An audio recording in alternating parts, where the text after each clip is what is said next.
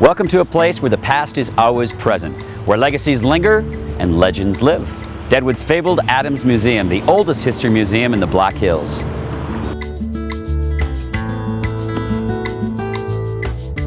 Hi. I'm John. Nice to meet you, John. I'm Arlette. I'm Nice the to meet curator here at the Adams Museum.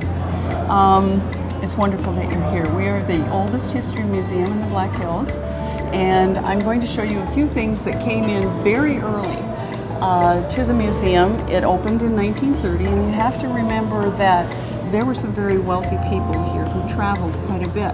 So when they came here, they brought us all sorts of interesting things, and of course most of them are right here. What is this contraption right here? That is interesting.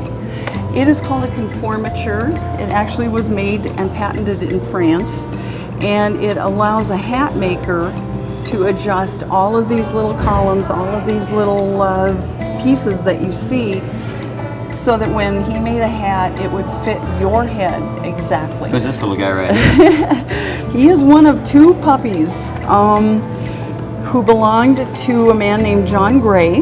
John Gray was an early mining superintendent for the WASP number 2, and he came in on the very same wagon train that Wild Bill and Calamity Jane did. Really? So the puppies came in with him, and we think that maybe one of them might have licked the boots of Wild Bill Hickok. We Licked don't the boots know. or did something else to the boots? First locomotive in the Black Hills. Yes. Came out from Pier on a bull train and was used at the Homestake mine underground for many, many years. And then once they had developed better means of moving ore cars underground, they brought it up and used it on the surface. So, Now this was a rough and tumble town. Yes, it But was. women had a pretty key place, didn't they? Yes, they did. Let's go look at some of the things that talk about the ladies here. Good. All right, Don, I was talking about the ladies and the influence that they had here in Deadwood, even though it was a very rough place. And the vast majority of the citizens at that time were men.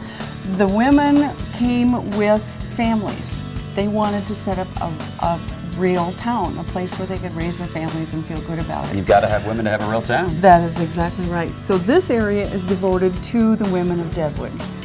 Here we focus on kind of the contrast of the women's roles here in Deadwood, with a beautiful dress and a beautiful photo album that was very lovingly displayed in every home, along with the ox yoke, which signifies the really hard work that it took to What a get contrast. here. Somebody who handled herself very well in the series Deadwood on HBO, which I loved and I watched, was this lady, That's right. Calamity Jane.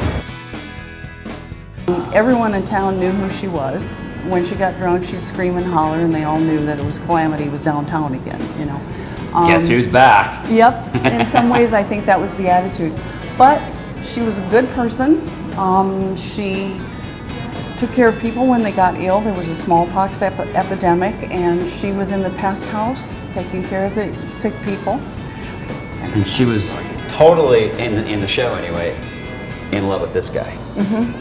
She may have had a mad crush on Wild Bill, but it was not reciprocated. It was not a mutual thing at all. Wild Bill was much of a dandy, very clean. In fact, people talked about how unusual he was because he actually bathed every day. Dead man's hand. This is what he was holding. Purportedly, it is. The man who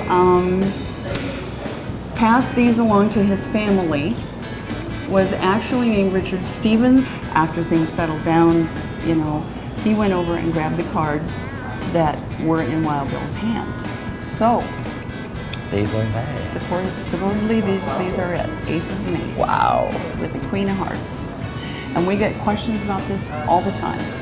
And I just say, this is what it's supposed to be? My stepfather asked me what the other card was in Dead Man's Hand. Now I know. It was a Queen of Hearts. Yep.